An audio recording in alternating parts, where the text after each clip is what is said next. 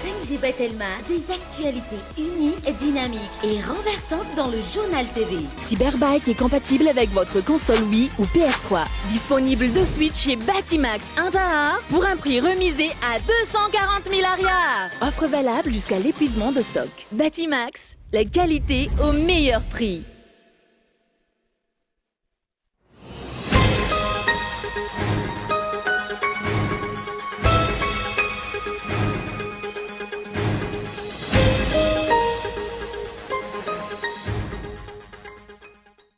Mampanahy teo zava-misy ankehitriny eo amin'ny ady amin'ny Covid-19 eto Madagasikara. Tsy voanja intsony ireo fipetrasakana ambany tany olona vita vaksiny. Manoloana io, miantso ny fanamafisana fipetra ny OMS isorohana ny mety firongatra ny valinaretina indray. Teratany karana iray, teratany malagasy iray no sarina niaraka tamina vanille efa masaka mihoatra ny 7 taona sy vola mihoatra ny 100 tapitrisa ariary tsy fatapiaviana. Vanille avana nalanjorofo ireo sarina ireo teny akady fotsy. Zandary iray no niaran-tsindry nataony lehibeany efa mitonany maro. Akoatra ny fampiatoana azy tamin'ny asa nandritry ny 9 volana noho ny olana ivelan'ny asa. Maro ny olana ny sedrainy hiaka antony nandraisan'ny fanapa-kevitra tsy hanao zandary intsony na dia 12 taona nanompona firenena azy. Nanomboka androany ary farana ny 12 Desambra izao amin'ny amnistie des armes na ny fampitsorakelo amin'ny fitazomana basy tsy ara-dalàna. Efa mihoatra ny 507 alina ireo basy ara-dalàna voasoratra ampiasain'ny olon-tsotra raha toka mbola maro ny tsy ara-dalàna ho ministry ny fiarovam-pirenena. Maresaka iraisam-pirenena nitrangana asa famporona tany Ouganda androany. Vokany 3 no maty, 7 no naratra mafy. Raha nambarany mpitandron'ny filaminana any an-toerana, ny vondrona mifandray amin'ny ADF no ambadika izao asa famporona izao. Nadia Mravatra.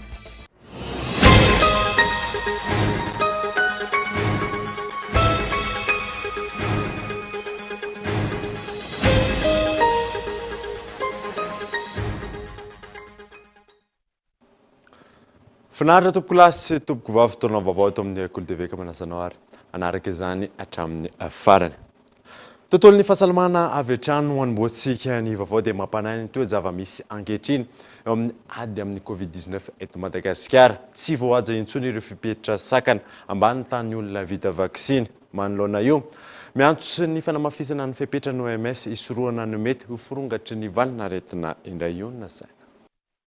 Mampanano mety ho firongatry ny valinaretina Covid-19 eto Madagasikara raha ny fiainana andavanandro ny mponina no jerena. Vitsy ireo manaja ny fipetra sakana tsy hiparihan'ny valinaretina toy ny fanaovana arovava-orona, ny elanelana sy ny sisa, nefa mbola misy ny valinaretina ary miamitombo indray ny tranga tato anatin'ny herinandro vitsy. Manampy io ny fisokafany sisy tany. Tranga izay anairan'ny OMS ny mpisehatra rehetra. Le taux de vaccination est faible, le respect des mesures barrières n'est pas optimal. Ambany ny tahan'ny olona vita vaksiny, vitsy ihany koa ny olona manaty izay ireo fipetraram-pahasalamana. Ahina ve ny isin'ny 3e vague? Raha jerena ireo firenen-kafa, tsy matotra izany, iny fa na ireo firenena mandroso azy. Tsy iriny izany eto Madagasikara, fa tokony hanamafy ny ady sy ny ezaka fanentanana ny vahoaka amin'ny fanajana ireo fipetra sakana, ary apiroboroboana ny fanaovam-baksiny, ialana amin'ny mety ho 3e vague. Manana andraikitra amin'izany ny haino manjery, indrindra manoloana ireo tsao, izay antony voalohany mahatonga ny tahan'ny fanaovam-baksiny ho ambany, satria betsaka ny feo mandeha, nefa vitsy amin'ny reny no marina, fa vitsy ihany koa no manitsy izany. Très peu sont vrais, mais très peu de personnes aussi sont là pour établir la vérité. Araka ny hita maneran-tany, ny fanaovam-baksiny ihany hatreto no fipetra mahomby manoloana ity valinaretina ity. Ho an'i Madagasikara nefa, 2 hatramin'ny 300 ankehitriny ny ta, raha 700 ny tanjona aty Afrika hatramin'ny volana Desambra izao. La pandémie de Covid est une menace de santé globale. Et évidemment, Madagascar n'est pas en marche de cela. Ny valanaretina Covid-19 dia manambana ny sehatry ny fahasalamana amin'ny ankapobeny ary tsy afa-miala amin'izany i Madagasikara. Ambany ny tahany fanaovam-baksiny tahaka ny hitany amin'ireo firenena maro. Fantatrareo fa ny 700 ny vaksiny efa eto an-toerana ihany no mbola misy mampiasa ary mbola ny 2 hatramin'ny 300 ny mponina ihany no mbola vita vaksiny. Tarehimarika izay mbola lavitra ary ambany raha ny tanjona napetraka aty Afrika izay tokony ho ny 700 farafahakeliny mponina no vita vaksiny hatramin'ny fiafaran'ny taona ary ny 700 amin'ny taona ho avy. Et 60% d'ici l'année prochaine. Ilaina araka izany ny fanamafisana ny ezaka manoloana ny toetra raha misy ankehitriny. Maro ny trangare tamin'ireo olona avy any ivelany hatramin'ny nisokafany sistany izay anairana ny tompona andraikitra. Nahitana fitomboana ihany koa ny tranga tany amin'ny faritra Menabe na anatin'ny fotoana mafana azy isika.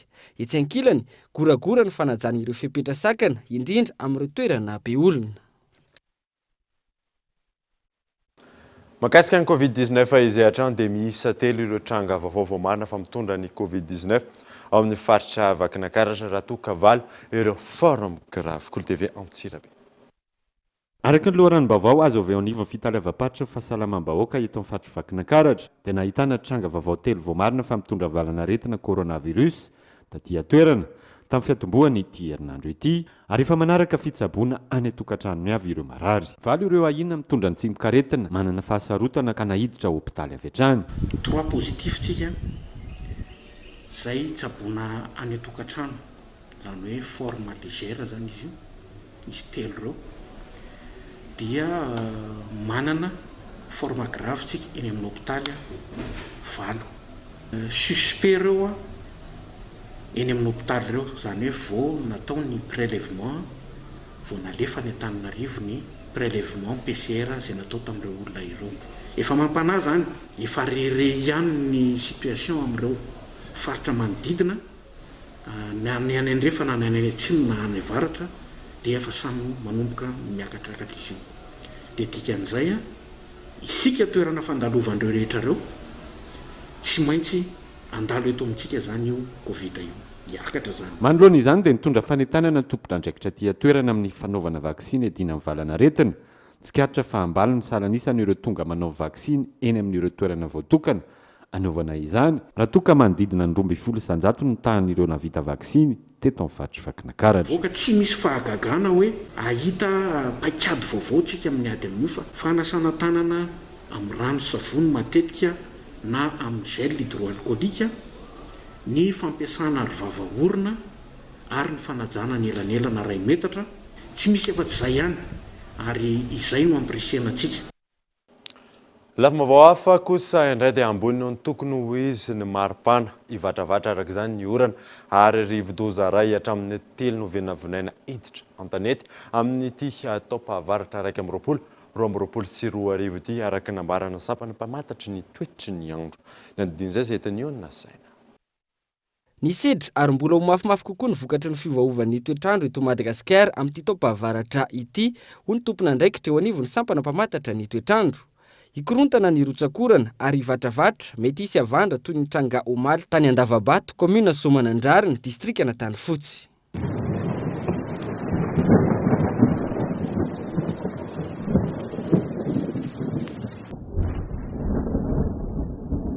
Ikisaka ny rotsakorana raha ny fanazavana any amin'ny aty fahavaratra, izany hoe ny fiandohan'ny taona 2024 vao tena hisitraka izany eto afovoan-tany sy ny manodidina.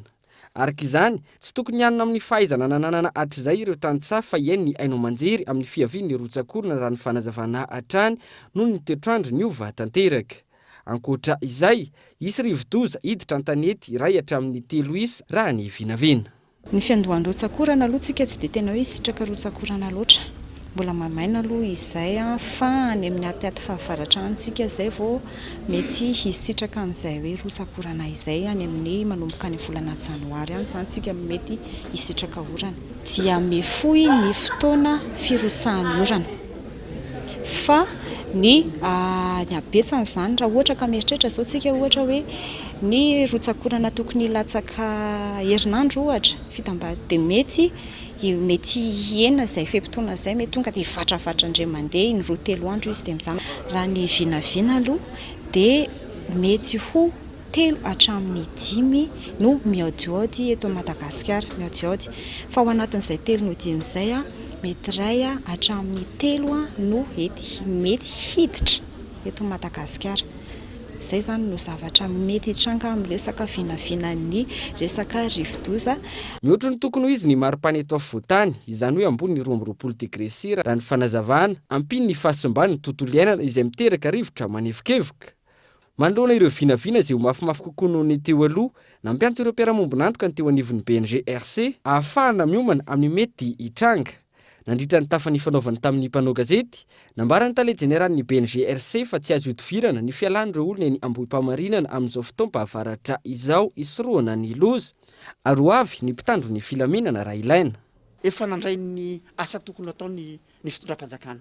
Efa fantatr'ireo olona reo fa ianareo dia ao anatin'ny loza mitatao. Tsy tokony iandro ireo olona reo hoe ho tonga ny miaramila sanatry ny vava izany na tonga ny forsa vao ndeha hiala eny. Za dia miteny foana tokana ny aina ary zavatra efa niainantsika zany 2 taona na 3 taona lasa zay aina maro nona foiteny. Voalazako foana fa tsy azo etsehana intsony raha aniny vohitra manjaka miady an'iny tsika namaky vato tsika teny satria mbola hita hoe mbola azo natao amin'izao fotoana zao araka ny fandiniany nataony manam-pahaizana dia fa nanamafy hoe tsy azo ateny ny comportement an'ireo vato ireo satria mety hiteraka loza hafa. Nanomboka androany ary aritra 2 andro ny atelier de mise à jour du plan de contingence nationale tanterahana eny Anosy. Mandray anjara amin'izany ny BNGRC, ny PNUD, ny UNICEF ary ny UNOCHA na ny Bureau humanitaire des Nations Unies. Teratany karana iray sy malagasy iray no sarona niaraka tamin'ny vanila efa masaka mihoatra ny 7 taona sy vola mihoatra ny 100 tapitrisa ariary tsy fantapiaviana. Vanila avy any Analanjorofo ireo sarona teny akaty fotsy ireo raha ny fanazavana azo ka itao Andratsilavo. Ny sabotsy lasa teo teny ankady fotsy no natratrarana ireto vanila masaka efa saika aondrana milanja 7 taona ireto. Sarona niaraka tamin'izany ihany koa ny lelavola mihoatra ny 100 tapitrisa ariary ary teratany malagasy iray sy teratany karana iray no niaraka taminy. Loharano vaovao mari-potitra no nahafantarana sy nahafahana ny sava ny trano izy ireo taorian'ny fahazoana lalana avy amin'ny fitsarana, taorian'ny fidinana ifotony natao, voapirofo fa vanila alatra ireo. Iarahantsika mafantatra fa ny vanila dia misy lalana manokana mifehy azy na ny fikirakirana manomboka hatrany amin'ny mpamboly dia tokony hanana carte planteur izy dia misy registre na achat registre de vente dia raha ohatra mpikirakira fotsiny dia mbana autorisation sy carte na préparateur acheteur dia misy ihany koa zany ireo mpanondrana dia ireo zany manana agrément ireo ahafahany manondrana izay avoakany ministère du commerce. Ndray mitoraka aty zany dia tsisy nananany mihitsy ireo rehetrarehetra reo ka zay no mahatonga lizy hoe ndrany eritreritrinay zany dia famotsina vanila alatra le izy hatreto satria rehefa tsy voapirofo ny taratasy toerana mivina sy ny olona nividianany azy dia azo eritreretina fa alatra le izy ary ny zavatra toytony ny afatra mampita amin'ny bahoaka dia izao tsy mahagaga zany raha ohatra ka midina ny vidin'la vanila eto Madagasikara satria misy olona mividy vanila tsotsoka izay inoko fa tsy mividy mety manimba ny tsena ny vanila eto Madagasikara izy io satria tsy mandalo contrôle zany izy fa tonga dia ohatrano le izy dia aemboa. Miankina amin'ny fanapahan-kevitra ho raisy ny fitsarana no ametrahana ireo vanila sy vola sarona ireo. Ny hoe aizana ny fasana azy dia ny any amin'ny fitsarana no miteny hoe reto vola reto dia aterina ary reto la vanila reto dia atao ary na hopitena arakaraka ny zay fepetra raisin'ny tribunal zany fepetra raisina amin'io fa atreto moa zany dia giazana mba ho pirofona fandikan-dalàna. Raha ny fanazavana azo, vanila no vidiana antsokosoko tany amin'ny faritra Analanjirofo ireo vanila ireo ka notaterina eto Antananarivo renivohitra. Teto no nanaovana azy amin'ny baoritra efa tsara homana tahaka izao ka aondrana any ivelany avy hatrany. Mbola mitohy ny fanadihadiana ahafantarana ireo mpiara-miasa sy mpiray tsikombakomba amin'ireo olona roa voasambotra ireo. Nandraisana fepetra avy hatrany kosa ilay polisy pirenena ny Kasitanana olon-tsotra teny Ambanidia ny maraina teo fony paritaka tamin'ny tambazotra tserasera no rolanjara ka nisamborina avy hatrany ilay polisy. Nambina Ravelorson.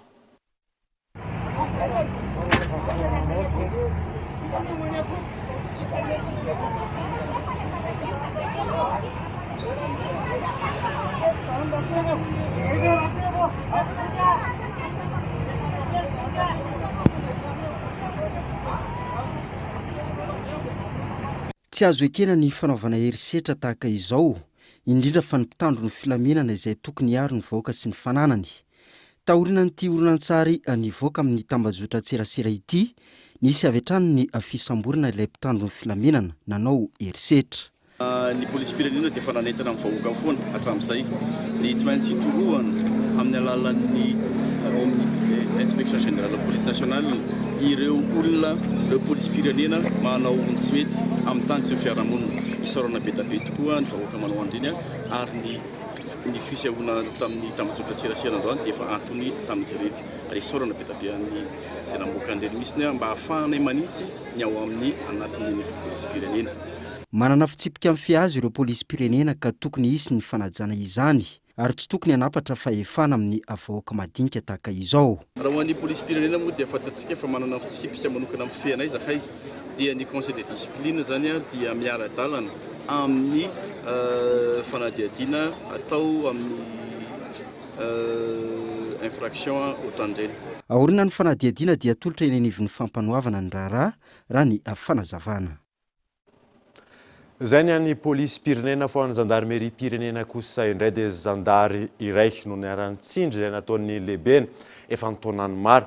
Ankoatra ny fampiatoana azy tamin'ny asa nandritry ny 9 volana noho ny olana ivelan'ny asa maro ny olana ny sedrainy ka antony nandraisa ny fanapa-kevitra tsy hanao zandary intsony na dia efa 12 taona nanomponina firenena aza Ivy.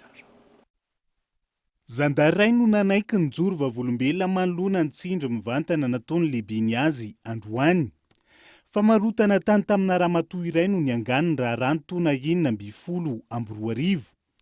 Raha indroa miantoana ny fandoavana ny vola araka ny fifanarahana. Ny vadi-pitokisana ny mpividy taorian'ny fandoavana ny ampaham-bola voalohany ary namadika ny raharaha ka nitondra izany teny anivon'ny fitsarana.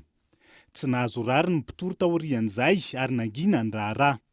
Dia nandeha ny taona 2017 sy ny 3 mois nangina le raharaha fa nikenokenina natao ihany izy tonga ny taona 2018 rehare indray izy hoe manana sipa colonel tato ampovo tato en tant que corps anankiray zay sy le colonel izy officier supérieur za grade supérieur tsy mba nampiasa manokana izy hoe ahoana tsy zavatra atao laty marina ve sa tsy marina fa tratry ny le resaka ambony fandriana dia efa tifirira falilany hoe somao momban'io poteo momban'io taona 2019 niditra conseil d'enquête ny tenako tonga dia eo dia mivaly le didy hoe suspendu 9 mois za anatin'le conseil d'enquête efa mitsotra amin'ny marina hoe fotsy ho any couleuran'io na dia miteny fotsy ala ozy izy le gendarmerie le mpisara tsy maintsy mainty ny lokon'io tsy mety saziny ala elara tokony tonga dia roasina mihitsy ala fa amenano 9 mois la isainsainany la. Tapitra ny 9 volana nampiatoana azy tamin'ny asany amin'izao fotoana saingy nanapa-kevitra ny tsy hiverina amin'ny asany lehilahy. Maloatra ny tsindry sy ny maro hafa na izany ankolaka na mivantana. Ataony manambohinahitra ny zandary madinika ka tokony hojerena akaiky raha ny fanehoan-keviny hatrany. Takiny kosa ankilan'ny Isitrahany Zony tao anatin'ny 15 taona nanompon'ny firenena. Araka ny fanehoan-kevitra nandritra ny valandresaka ho an'ny mpanao gazety. Omeo anazy an'le zotakiko pécule plus pension zay ny tena lehibe indrindra fa ny majinijinika misy ny remboursement ny resaka congé non pris misy ny reliquat de salaire misy ny mutuelle zako anisan'ny paye an'le preva olona atao anatin'le compte be ho azy nisy anahy za nisy ny ala-poste tanatin'le remboursement chèque tamin'ny anarako ny régleko an'le resy tapaye fa réglé milamina tsisy problème zany ny entrant banque sy za fa gendarmerie zany angatahako amerina an'io le resy tapaye izy eny ala taposiko avy ireny ho topoko fa volako no nagnefako any. Raha nantsona tamin'ny antso Atarby makasika ny raharaha ny tompon'andraikitra teo anivon'ny gendarmerie pirenena. Laza nitondra fanazavana makasika ny raharaha izy ireo saingy tsy mbola nanome fotoana mazava andraisana ny mpanao gazety ny fahita lavitra kolo. Tontolon'ny jony kosa indray dia anjakan'ny jony tsy ara-dalàna ny ranomasin'i Madagasikara. Firenena maro no manao hoe zany raha ny fanazavana azo. Iray amin'ireo voantontonona amin'izany firenena sinoa sy ireo sambo lehibeany. Laza ny ministry ny jony fa nisy tsy fampin'ny sambo ahafahana mitsirika izany no mipetraka olana ho an'ny Madagasikara. Michel Aranardo. Raha ny vaovao nivoaka tao amin'ny ADF na ny Africa Defense Forum ny 3 novambra teo raha ny antotanisa vokatry ny fanadihadiana nataon'ny Ocean Mind sambo lehibe amin'ny firenena sonoana vaisseau industriel chinois miisa 14 no manjono amin'ny ranomasin'i Madagasikara nanomboka ny taona 1940. Miisa 230 kosa ireo vaisseau battant pavillon chinois izay mitrandraka ny zone économique exclusive ny Madagasikara nanomboka ny volana janoary 2022 hatramin'ny volana May 2022.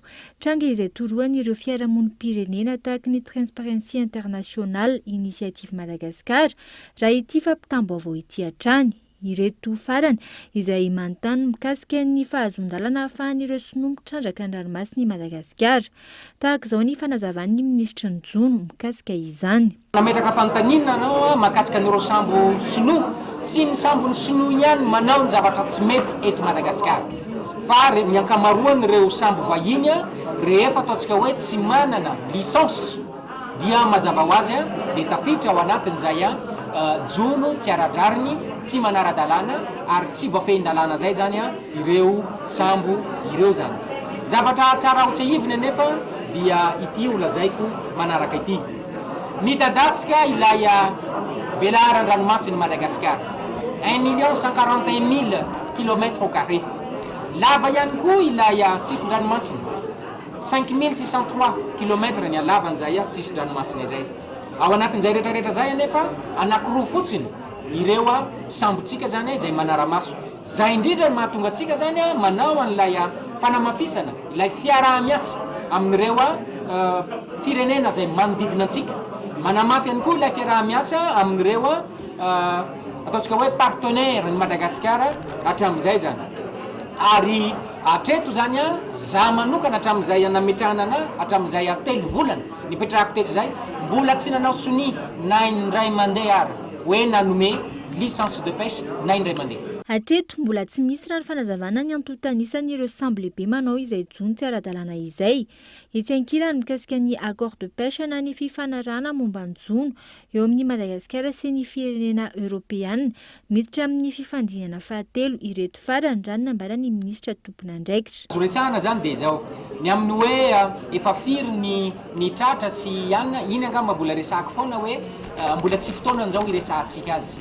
Satria raha miteny chiffre eto zany za dia lasa izy le miresahako iny hoe miditra antsipiriantsika.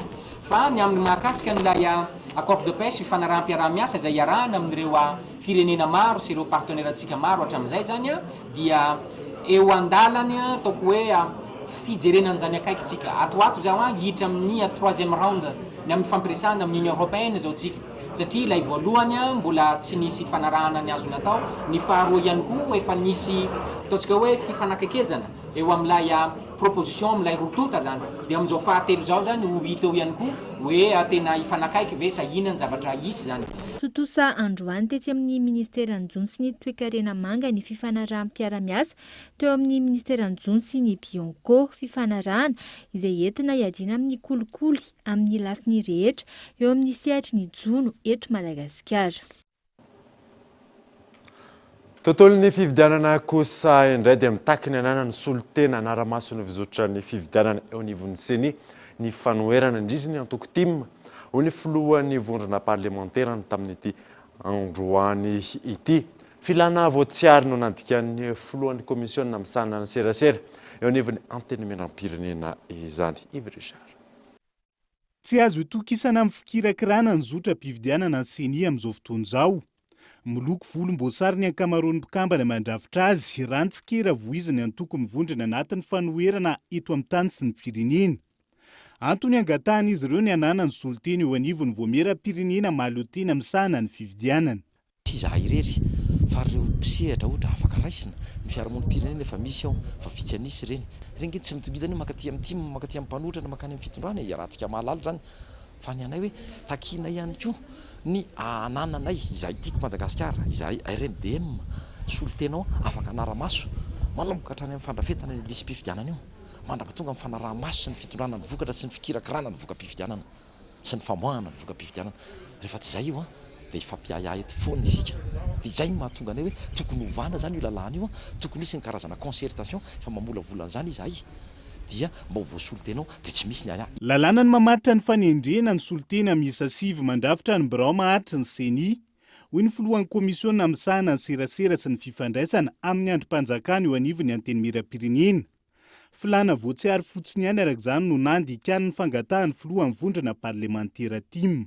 Mila voatsiary inge mpanohatra eto amintsika io zao misy toerana atao anatin'ny anteny miram-pirenena voafaritry ny lalàna tokony hoe 7e vice président ny mpanohatra tsy hita zay ataony zany hoe ny toerana tokony ho azy tsy alainy fa ny toerana zay tsy tokony ho azy araka ny voasoratra ny lalàna zay indray ny mampidongy azy io rafitry ny seni io na ny fandrafetana ny seni tsy vo zao efa ny seni foana teto ary io lalàna io ihany no nampiarina tamin'ny 5 taona lasa ko maninona androany lasa olana ho andro zareo le fampiarana an'le lalàna zay ny hoe mila voatsiary tsy hita zay entina anoherana dia lasa manao bontolo. Araka ny didim-panjakana laharana 1/24 tsipika 200 ny 3 oktobra 1/24 efa saika tafapetraka avokoa mpikambana mandrafitra ny seni mandritra ny entona manaraka. Isam-bola andrasana ny solotena avy amin'ny filohan'ny repoblika izay tokony ho tendrena atoato ahafahan'ny rafitra manomboka ny asa avy hatrany na eo aza ny fitakiana isan'ny tokony. Tontolon'ny fampianarana kosa indray dia nitsatra ny fitokonana izay nataon'ireo mpiasa mpandraharaha eo anivon'ny université any Fianaratsoa taorian'ny fifampiresana nisy teo amin'izy ireo sy ny tompona andraikitra Henri Florio. Volana maromaro izay no nisian'ny fitokonana nataon'ireo mpiasa mpandraharaha teo anivon'ny université any Fianaratsoa vokatry ny fahatapahany tombotsoa izay efa nositrarin'izy ireo antaonany maro. Taorian'ny fampiresana nisy teo anivon'ny ministera tompona andraikitra sy ireo mpiasa nanapa-kevitra ny hampiato ny fitokonana izy ireo. Volana maro ny tokonana sy ny takiana tombotsoa izay efa nositrahinay taona maro izay nitsoahana sy ny tapahana tsy nisy ny fampiresana. No ianton'io dia nikasa tanteraka ny fampiodinan-draharaha teto amin'ny université ny Fianaratsoa. Tsy nitsahatra kosa nitady vaholana tamin'ireo tompona andraikitra voalohany teto atoerana ary tamin'ireo ray aman-dreny ara-panjakana sy ireo olom-bofidy rehetra teto Madagasikara. Ny fahasivy ny volana Novambra dia nihaona mivantana tamin'ny ministry fampianarana ambony sy ny fikarohana ara-tsiansa izahay. Vokatry izany dia azo ambara fa voavaha amin'ny ampahany ny fitakiana izay natao ary miangavy izahay mba hisitraka faran'izay haingana io décret io ary miandry ampiton'ny izany. Noho izany mampafantatra izahay fa miverina miasa ary metsoroka ny andraikitra izay ataony eto amin'ny université Fianaratsoa ny mpiatety tsirairay. Nisy ny hetsika lehibe izay nataon'izy ireo nentina nanesorana ireo sorobaventy izay milaza ny fitakiana sy ny fitokonana. Mitsahatra hatreo araka izany ny hetsika ary mandray ny asana avy hatrany ny tsirairay ho an'ireo tompiasa mpandraharaha eo anivon'ny université ny Fianaratsoa ireto. Teboka roa lehibe kosa ny adin'ny filohan'ny anteny Merandola sy ireo délégation niaraka tamin'ny nandritry ny fandraisana anjara tamin'ny COP26 tany Glasgow. Ny fitadiavana vahaolana manoloana ny haitany any atsimon'Oza vokatry ny fiovaovan'ny toetrany andro eo ihany koa ny firosona amin'ny fambolekazo manerana nosy ametrahana vahaolana maharitra. Kaeto Andretsilavo. Nandritry ny fivahiniana ny délégation-ny anteny Merandola tany Glasgow niatrika ny fivirimbe iraisam-pirenena mahakasika ny toetrandro na ny COP26 nisy ny fionan'izy ireo tamin'ny filoha tale général ny Fondation for Restoration Climate no resana nandritry ny fionana ny fomba iarana miasa amin'ny anteny Merandola ahafana manatanteraka fambolekazo lehibe iny anivo ny vondrom-bahoaka Itsinjara-pahefana mamerina amin'ny laon'ny ihany koa ny toetrandro amin'ny alalan'ny fampianana ny gazy karbonika. Nisy ihany koa ny fionana tamin'ny ministry ny tontolo iainana ny fambolena ary ny fampandrosoana maharitra any Andoré izay nifantoka tamin'ny firesahana ireo fanamby iraisana mifandraika amin'ny fiovan'ny toetrandro. Ankoatr'izay, nisy ny fionana tamin'ny filoha lefitry ny tahirim-bola iraisam-pirenena ho an'ny fampandrosoana ny fambolena na ny Fonds International de Développement Agricole izay niompana indrindra tamin'ny fikarohana lalam-piarah-miasa eo amin'ny anteny Merandola malagasy sy ny FIDA mikasika ireo tetikasa andalam-panatanterahana eto Madagasikara hiatraika mivantana amin'ny ponina eny fotony.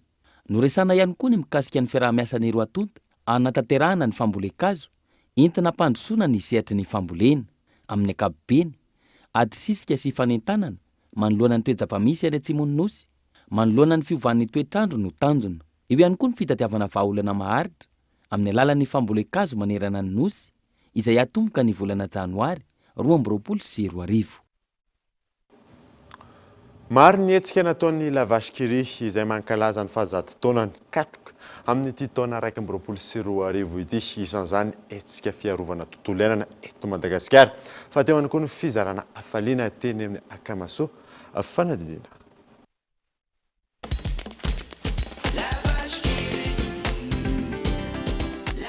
Feno zato taona katroka amin'ny taona 2024 ity ny marika frantsay lavashkiri izay noforon'ny Léon Bell ny taona 2019 tany Jura Frantsa. Firenena maherin'ny 30 no ahitana azy io amin'izao fotoana izao. Anisan'izany Madagasikara. Ny orinasa Somadis na Société Malgache de Distribution no mpanjinjara ny lavashkiri eto antsika. Ny fiarovana ny tontolo iainana no anisan'ireo hetsika nanamarika ny fahazato-taonan'ilay lavashkiri teto Madagasikara. Tanàna iray miala 80 km ny renivohitra antsoina hoe Atolo-Janahary ao Ankazobe izay sahaniny ny fikambanana Akamaso tarihan'ny Mopera Pedro no nanaovana fambolena zanakazo frêne sy acacia miisa 500 Zao moa dia ho mariky ny fandraisana anjara lavashkiri eo amin'ny fanasoavana ny firenena amin'ny lafin'ny tontolo iainana izay iarahanay amin'ny fikambanana Akamaso sy ny ministeran'ny tontolo iainana. Zany moa zany dia nataonay isaorana ihany koa ireo mpanjifa izay niaraka tamin'ny lavashkiri nandritra n'izay fotoana naharitra izay. Ny ministeran'ny tontolo iainana no nanome mamaim-poana ireo zanakazo any lavashkiri izay namboly izany niaraka tamin'ireo mpianatra miisa 700 avy ao Atolo-Janahary. Satria tsara ny nome dia nisy ihany koa ny fiarahana ny faly sy fihinanana lavashkiri ary fiarahana ny sakafo. Tonga ny zara hafaliana teny amin'ny foibe ny fikambanana Akamaso teny Andralanitra ihany koa ny solitenan'ny lavashkiri. Tamin'ny alalan'ny fanolorana lavashkiri miisa 100 baoritra no nanaovana izany.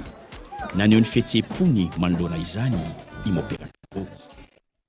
Karazana famporisena ho anay zany sady fankairezana ho anay matoa orinasa manankaza manana voninahitra toy izao ary efa mankalaza 100 taona dia ity fikambanana Akamaso ity no fidina. Mifanody tsara amin'ny finiavan'ny fanjakana malagasy amin'ny herinan'ny Madagasikara ho nosy maitso ny fambolekazo niarahan'ny lavashkiri tamin'ny fikambanana Akamaso izay modely amin'ny fivoarana ara-tsosialy eto Madagasikara. Mametraka lova tsara ho an'ny taranaka malagasy ho an'ny 100 taona manaraka izao fihetsika izao.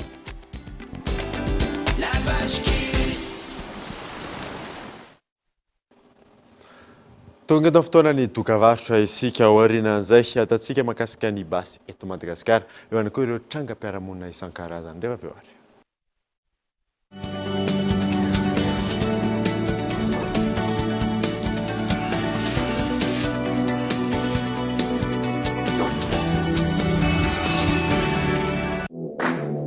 First Plus, l'offre all-in-one pour vous en abonnement, appel, data et SMS vers tous les opérateurs et à l'international. À partir de 20 000 arrières TTC seulement. Abonnez-vous en Telma Shop.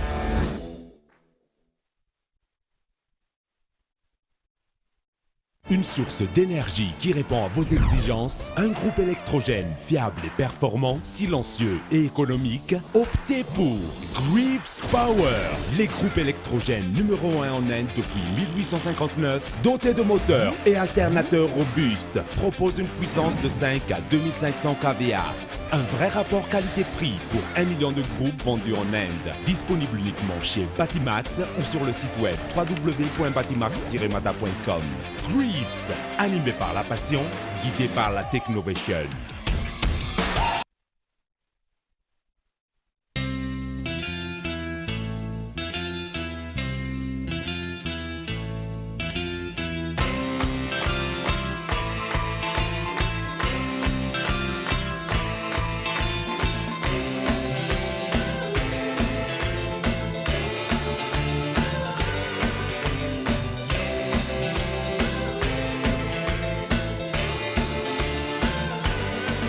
Avec Gino, laissez-vous transporter au cœur de la nature.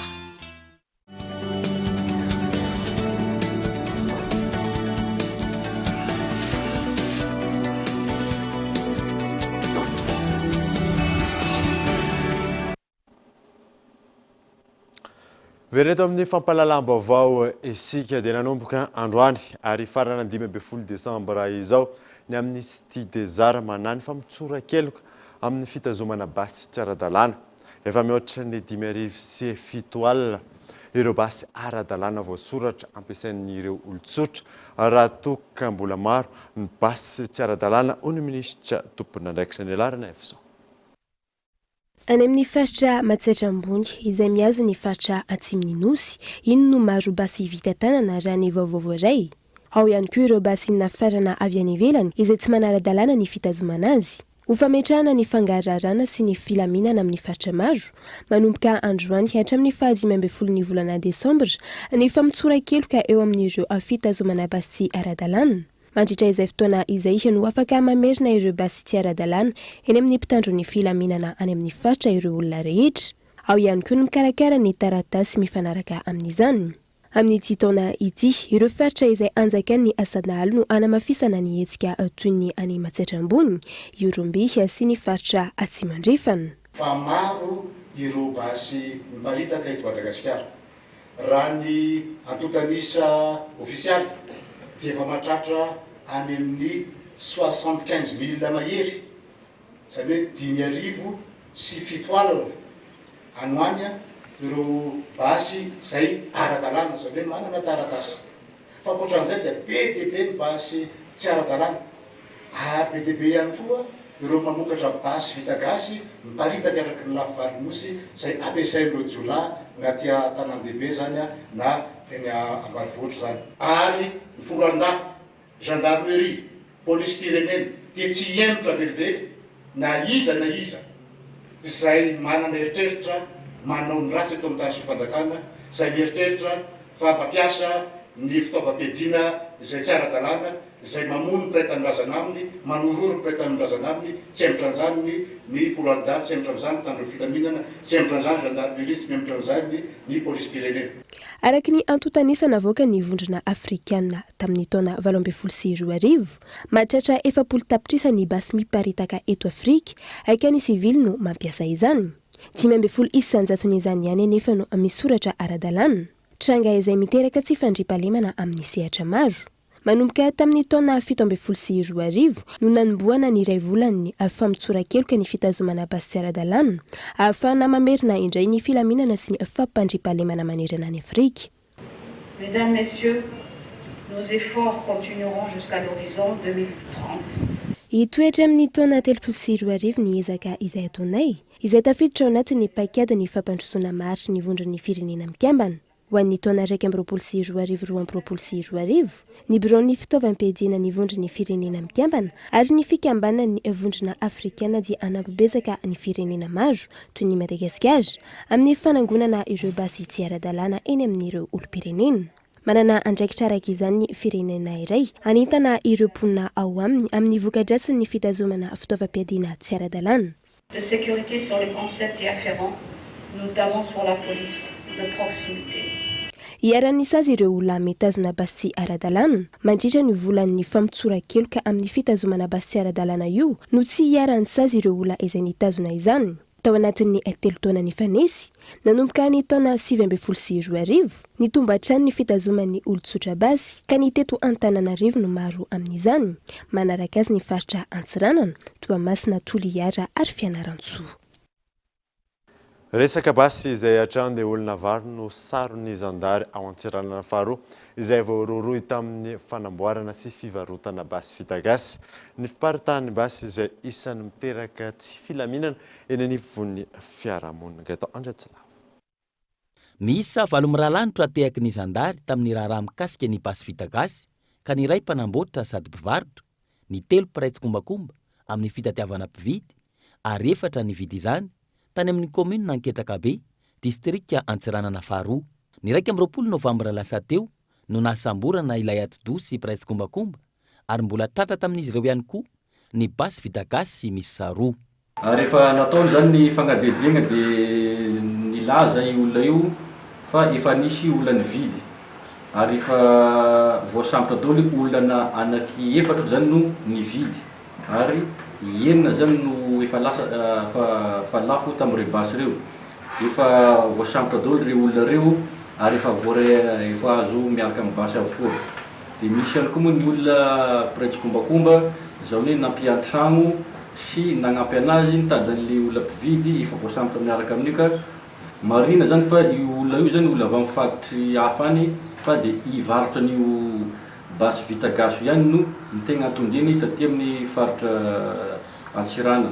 Isan'ny mampirongatra ny fandriam-pahalemana eny anivon'ny fiarahamonina ny fitazoman'ireo olona sasany basy tsy ara-dalàna. Tao anatin'ny tagna maro ny fandriam-pahalemana ihany koa no nahazona ny loharanom-baovao tamin'ny olona tsara sitrapo ka nahazona izao vokatra izao. Marina atolotra ny fampanoavana ny raharaha aorian'ny fampitorana ataon'ny zandary. Lavo tao Tanandava Fokotany Amposaky commune Ivaona dahalo rendany iray izay mpampiororo ny mponina ao Betroka sy ny faritra atsimo efa ntaonany maro izao ny andidin'izay setynga itao andretsy lavoatra. Teo am-panokafana Valanomby tao Tanandava Fokotany Amposaky commune ambanivohitra Ivaona 20 kilometatra mialan'ny Betroka no nahavoatifitry ny omby teo amin'ny fiainany Rebaramino. Mbola afaka nandositra niaraka tamin'ny omby misy 13 nefa izy niaraka tamin'ireo namany raikitra ny fifanenjehana ka teo amin'ny 4 kilometatra mialan'ny toerana nitrangan'ny fanafiana no lavo Rebaramino. Voatifitra ihany koa ny mpiambina azy akaiky. Ity farany izay mbola afaka nandositra niaraka tamin'ny namany ka tsy mbola nahazom-baovao ny momba azy ireo hatramin'izao. Isan'ny nandray anjara ihany koa Rebaramino sy ireo namany tamin'ny fanafian-dahalo tao Lavaraty farany teo ary efa nanafika ny tompony zandary tao amin'ny faritra atsimo. Antony nahatonga azy ireo manana fanamina mpitandro filaminana. Nahitambokany ny fanaovana tagna-maro ny fandriam-pahalemana nandritra ny fidinana ifotony nataon'ny komandany voditompony Zandarmaria ao Betroka amin'ny fampandraisana anjara ny vahoaka anampy ny zandary ampanaja ny fandriam-pahalemana ao amin'ny distrika ny Betroka. Faly ny mponina amin'ireo komuna manodidina ny tangorom-bohitra Andiriry izay niaina tao anatin'ny tebiteby fony fahavelony Rebaramino. Ity farany izay tsy mifidy fanafiana atao intsony nanao bohiry nafaka nankeriny matetika zaza mambehivavy teny an-tsaha nanafika trano sy ny maro hafa. Antenain'ireo mponina manamorona ny tangorom-bohitra Andiriry araka izany fa anjaka amin'ireo komuna ireo ny fandriam-pahalemana manomboka izao hoy ny ben'ny tanàna ao Mahabo toerana izay misy ny usado ao Betroka. Lafim-baovao hafa kosa indray dia nandritry ny fitsiriana izay nitoditsaina ny taona 2024 ka hatramin'ny taona 2024 nahitana fiakarana tany rivotra maloto eto Antananarivo izay natratra hatrany amin'ny 8.3 isanjato izany. Nambina Ravelorso. Nandritra ny 2 taona nanomboka ny taona 2024 ka hatramin'ny ity taona 2024 ity nahatratra hatrany amin'ny 7.707 sy ireo fiara notiliana 1.773 alina kosa inapita 2.902 namoaka setroka maloto koa nahitana fitombona ny fiakaran'ireo fiara mamoaka setroka maloto izay mahatratra hatrany amin'ny 8.3 izany nandritra ny 2 taona. Izay fandotoana ny rivotra fahalotony rivotra eto Antananarivo aloha voalohany indrindra fa heripatrana eraky Madagasikara mihitsy ilay hetsika izay ho atao sady manentantsika ao anatin'izay fotoana izay no ihany koa nefa ny hoe fanajanonana na fanagiazana ihany koa ireo taratasin'ny fiara izay tena hoe mpandotony rivotra. Mba hanatsarana ny tontolo iainana tokony hisy ny fitsirena ny fiara matetika. Tatoato hita fa miaratsy ny rivotra teto Andrenivohitra. Entanina ihany koa tsika mpampiasa fiara indrindra zany ny fiara mandeha amin'ny solika mavesatra na ny gasoil mba anaja le entretien périodique ho an'ireo fiara reo satria izay no antony mahatonga ny fiara mamoaka setroka tsy voaja ny fiam-potoana ohatra fanaovana vidange, fitsofana filtre dia entanina zany ny tompon'ny fiara rehetra mba hanaja ny entretien périodique ny fiara rehetra tompoka. Tsy mijanona treo ny hetsika hoy izy ireo fa mbola mitohy ny fitsiriana sy fanasaziana ho an'ireo fiara izay mamoaka setroka maloto. Mendraiky amin'ny rivotra maloto izay hatrany dia mahazovana ankehitriny ny aretin'ny fitaovam-pisefona mianjady amin'ireo ankizy eto Andrenivohitra raha nambaran'ny mpisehatra amin'ny fiarovana ny ankizy. Anton'izany moa ny fanoton'ny rivotra manoloana ny fahasimban'ny tontolo iainana. Abraham Nandriamanana. miatraika mivantana amin'ny fahasalaman'ny ankizy eto Madagasikara ankehitriny ny fahasimban'ny tontolo iainana. Isan'izany ny ahitana mahazo ny any amin'ny faritra atsimo, eo koa ny fahaloton'ny rivotra eto Andrenivohitra. Tato anatin'ny herinandro, ny tombo isa ireo ankizy latsaky ny 5 taona tratran'ny aretin'ny fitaovam-pisefoana. Teny anivon'ireo tobim-pahasalamana raha nambarany teo anivon'ny plateforme de la société civile pour l'enfance na ny PFSCE. Ny fahasimban'ny tontolo iainana ary ny fiatraikan'ny fiovan'ny toetrandro no antony mahatonga izany. Iarahantsika miaina ny zava-misy eto Antananarivo fa miaina anatin'ny setroka be mihitsy isika, izay antony anankiray mahatonga fa nitsakitsahana ny zon'ny ankizy satria raha mahita nareo nisy mpitsabo anankiray efa nanao interpellation na fanairana fa feno urgence noho ny amin'ny loton'ny rivotra izay eto Antananarivo. Maro dia maro tokoa ny zaza izay tratran'ny olan'ny fitaovam-pisefoana noho ny amin'ny setroka be izay iainantsika eto Antananarivo io moa izany tsy azontsika ferana hoe noho ny amin'ny tomobila be loatra, tsy izay ihany. Eo ihany koa ny doro-tanety izay manodidina ny Antananarivo, eo ihany koa ny tsy fitandremana sy ny tandrevaka maro isan-karazany izay ataontsika tsirairay avy, izany hoe tompona andraikitra isika tsirairay avy. Ankizy latsaky ny 5 taona miisa 2.7 tapitrisa maneran-tany isan-taona no maty vokatra ny fiatraikan'ny fiovan'ny toetrandro raha nambaran'ny OMS na ny Organisation mondiale de la santé. Manoloana io, lohahevitra napetraka mandritra ny fanamariana ny andro iraisam-pirenena ho an'ny zon'ny ankizy tanterahina ny 20 novambra izao ny hoe ankizy misitraka ny zony anatin'ny tontolo iainana finaritra. Ho an'eto Antananarivo, ankizy miisa 10 no hanatanteraka fambolekazô etsy Andramasina mandritra izany. Tetikasa izay arahana amin'ireo mpisehatra amin'ny fiarovana ny zon'ny ankizy sy ireo mpiara-miombon'antoka, tanjona ny fanabeazana sy ny fanentanana ho fikajiana ny tontolo iainana amin'ny alalan'ny fambolekazô, indrindra ho an'ny ankizy raha ny fanazavana. Lafim-baovao hafa kosa indray dia vita ankehitriny asa fanamboarana ny trano fisakafoana izay maika eo Analakely, toerana miisa 470 no vonona andray ireo mpivarotra sakafo amin'izany. Tamin'ny alalan'ny atsapaka no nanomezana toerana ho an'ny ireo mpivarotra izay nataon'ny commune Antananarivo. Abraham Andrea manana trano. Eritaona mahery aty aorian'ny rodanany, vita tanteraka ankehitriny asa fananganana ny toeram-pisakafoana fantatra amin'ny anarana hoe izay maika eo Analakely no tanterahiny teo anivon'ny commune Antananarivo. Mpivarotra miisa 420 no isitraka toeram-pivarotana eo anivon'ity toerana ity raha nambaran'ny tompon'andraikitra. Fandaminana natao ny fanatanterahana ny atsapaka ho an'ireo mpivarotra nahafeny fepetra ny alatsinainy lasa teo ho fitsinjarana ireo toeram-pivarotana. Nanao ilay atsapaka 450, misy ny anankiroa izay tsy tonga. Raha ny tokony ho izy zany dia eo amin'ny 710 no ara-dalàna ny taratasy ary afaka nanao ny atsapaka mba tsy isian'le fiadivana an'le toerana dia izay voarahany teo zany ny toerana hipetrahany ao amin'ny tsena izay maika. Manaraka ny fenitra ny tsena vaovao izay maika raha ny fanazavana, omaly no nanomboka ny fijerena ny toerana sy ny fametrahana ny entana ho an'ireo mpivarotra. Anomboka hivarotra kosa izy ireo aorian'ny fahavitan'ny fametrahana ny rano eo anivon'ny tsena vaovao. Fandaminana kely no eo amin'ny resaka rano. Izay zany ny antony nahatonga an'ilay somary niemitra kely satria ny antony dia nisy fanodonana fantson-drano izay no nahatonga an'ilay somary nataraiky.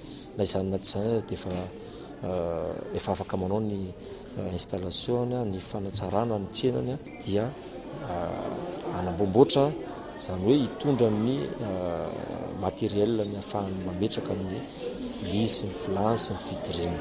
Nanamafy ny tompon'andraikitra fa ho enitra ny fanajana ny fahadiovana ho an'ny tsenan'izay maika vaovao na ho an'ny fikarakarana ny sakafo na ho an'ny toerana ho fitsinjovana ny fahasalaman'ireo mpanjifa. Tsy ahivina, isan'ireo mampalaza ity toerana ity ny fisian'ireo vary mitsangana. Tsy hisy araka izany ny seza ho an'ireo mpanjifa ary ampitsanganana no isakafoanana raha ny lamina napetraka eny an-toerana. Amin'izao vanim-potoana ny mafana izao manolotra boisson gazeuse pression eto Madagasikara.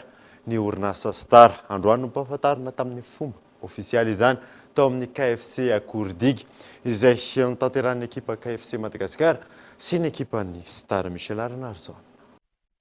Mifaniran-dalana ny tanjon'ny Star sy ny KFC tamin'ny namoany izao endrika zava-pisotro vaovao izao amin'ny fiarovana ny tontolo iainana no izy jifaina ao anaty vera 30 centilitatra vita amin'ny baoritra afaka averina ahodina. Misy karazany telo no afaka anandramana ity zava-pisotro pression ity. Fanokanana ny lancement les boissons gazeuses en pression zay alefa atao amin'ny KFC exclusivement. Les boissons gazeuses en pression io dia mila fantarina hoe disponible en 3 marques Coca, bonbon anglais dia Fanta amin'ny vidiny 3000 ariary. Moa zany matao anay safidy le hoe pression le teneniko teo misy objectif environnemental zay Star sy KFC amin'ny fiaramiasa.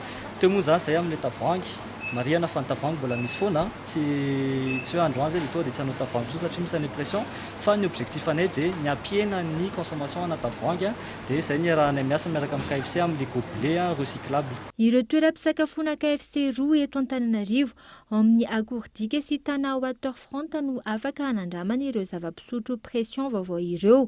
Misy ihany koa ny tolotra manokana manaraka izao fampafantarana izao. Lancement io dia ho an'izay mividy menu atao amin'ny KFC manomboka amin'ny zoma sabotsy sy lahady mandritra ny 2 herinandro io zany dia mahazo boisson illimité zay.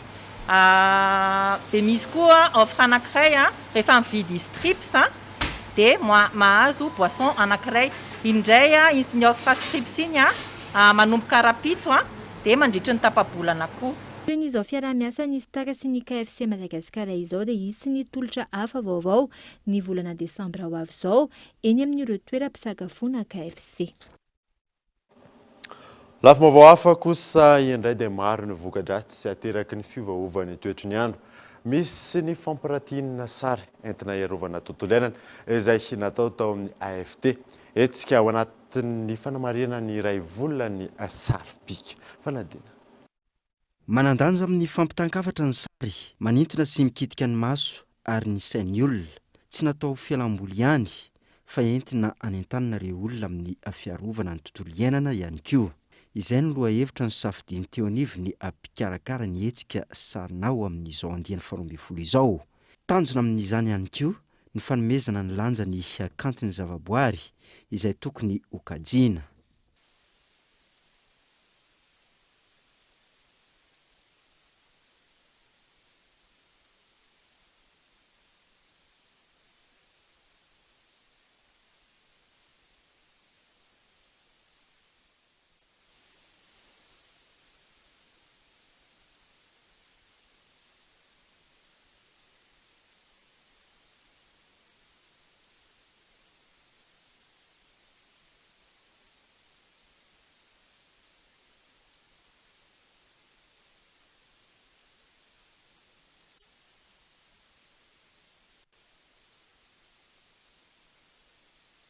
Anisan'ny sehatra iray mahasarika ny olona raha ny tontolon'ny fangalana sary na ny fotografia, indrindra ireo tanora. Na eo aza izany, mbola vitsy ireo mpaka sary mandalina sy nianatra manokana izany.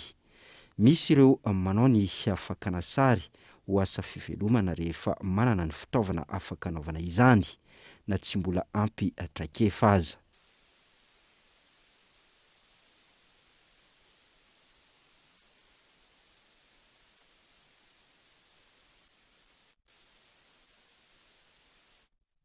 Ialana tsiny kely moa tamin'ny olana teo amin'ny feo teo fanoanizatsika ny vaovao dia maresaka iraisam-pirenena dia nitrangana asa fampirona tao Ouganda tamin'ity androany ity vokany telo no maty ary 3 no naratra mafy tamin'izany raha ny nambaran'ny mpitandron'ny filaminana vondrona any toerana mifandray amin'ny ADF no ambadika izao asa fampirona izao. Fanadina. 3 farafahakeliny no maty ary 3 no naratra, 5 amin'izany maratra mafy. Io ny antotanisa vonjy maika noho ny asa fampiororona nitranga tany Uganda tao Kampala androany. Misy 2 ny fipoahana seho, ny iray teo akaiky ny biroan'ny polisy any an-toerana. Raha ny fanazavana, ahina ho ireo vondrona any an-toerana mifandray amin'ny ADF na ny Force Démocratique Alliée no ambadika izao asa fampiororona izao. Ireto farany izay mpikomy islamista any Uganda. Nambarany mpitandro ny filaminana fa nisy kamikazo 2 hita tamin'ny alalan'ny caméra de sécurité teny ambonina moto miisa 2. Mody nanao taxi moto ireo nitondra ny bomba ary avy hatrany dia nanapoaka izany. Maty avy hatrany izy ireo taorian'izay. Mitoy ankehitriny ny fanadihadiana mikasika ity raharaha ity. dia iny maresaka iraisam-pirenena iny manakatonao vaovao tamin'ity androany ity angatrahanao nanaraka izany soafa tsara dolo tompoko.